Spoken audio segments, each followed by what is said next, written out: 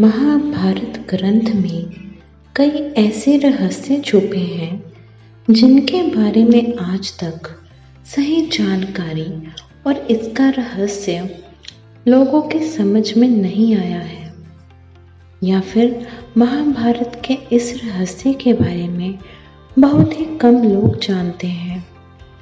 महाभारत की कई राजकुमारियां ऐसी थीं जिन्होंने अनैतिक संबंध बनाए, या यूं कहें कि उन्हें अनैतिक संबंध बनाने पड़े।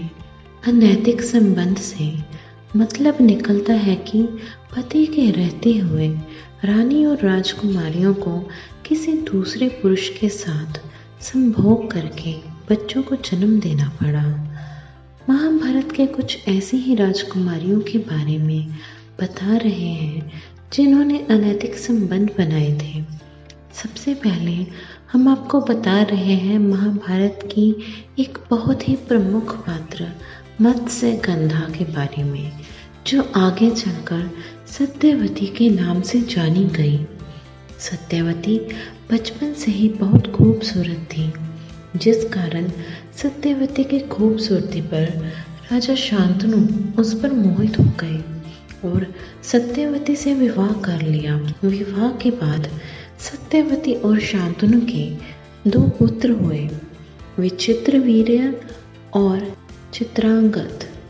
बहुत ही कम लोग जानते हैं सत्यवती के एक तीसरे पुत्र भी थे। उस तीसरे पुत्र का नाम व्यास था। जब सत्यवती का विवाह नहीं हुआ था, तब सत्यवती से एक बार महर्षि पराशर मिले और सत्यवती की खूबसूरती पर वह मोहित हो गए। तब सत्यवती और ऋषि पराशर के बीच संबंध स्थापित हुआ, जिससे व्यास जी का जन्म हुआ। व्यास जी बचपन में ही जंगल में तपस्या करने के लिए चले गए। बाद में वही महर्षि वेद व्यास जी के नाम से विख्यात हुए। शांतनु और सत्यवती के 2 पुत्र विचित्रवीर्य और चित्रांगद का विवाह अंबिका नाम की राजकुमारियों से हुआ, लेकिन विवाह के कुछ समय बाद ही विचित्रवीर्य और चित्रांगद की युद्ध में मृत्यु हो गई।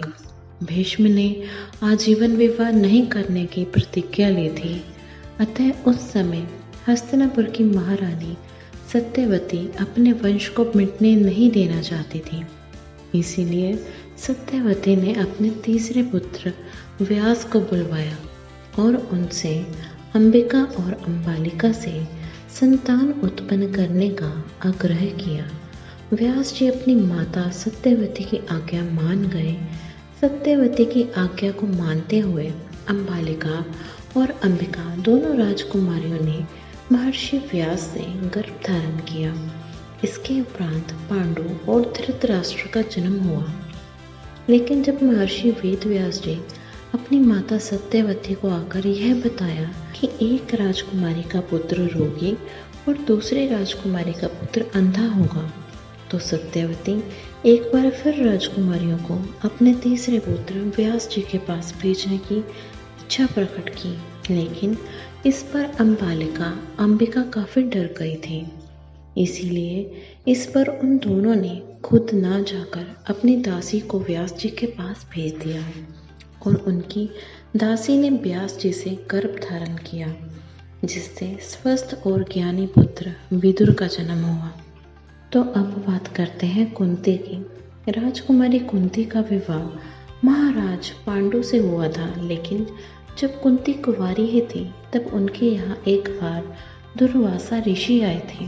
कुंती ने दुर्वासा ऋषि की बहुत सेवा की। तब कुंती की सेवा से प्रसन्न होकर दुर्वासा ऋषि ने कुंती को एक गुप्त मंत्र बताया।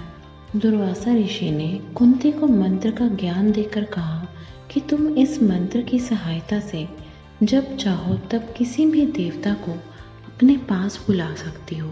दुर्वासा ऋषि के चले जाने के बाद एक दिन राजकुमारी कुंती ने उस मंत्र की ताकत को परखने के लिए सूर्य देव का स्मरण किया। तब महारथी कर्ण का जन्म हुआ। लेकिन उस समय कुंती कुंवारी थी, इसीलिए लोक लज्जा के डर से कुंती ने अपने पुत्र कर्ण को एक बक्से में रखकर नदी में बहा दिया। जब आगे चलकर कुंती की शादी महाराज पांडु से हुई, तब कुंती को पता चला कि एक ऋषि के श्राप के कारण उनके पति महाराज पांडु की कोई संतान नहीं हो सकती।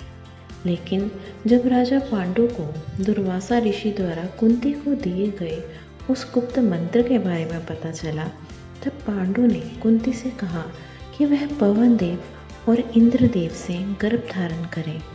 तब अपने पति पांडु की आज्ञा से कुंती ने पवन देव और इंद्रदेव से गर्भ धारण किया, जिनसे उनके 3 पुत्रों का जन्म हुआ, जो युधिष्ठिर, भीम और अर्जुन कहलाए।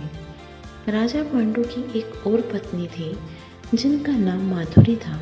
माधुरी से पांडु ने अश्विनी कुमारों को आवाहन करने को कहा। तब पांडु की दूसरी पत्नी माधुरी ने अश्विन कुमारों से गर्भ धारण किया, जिससे नकुल और सहदेव का जन्म हुआ। धन्यवाद। Please like and subscribe this channel.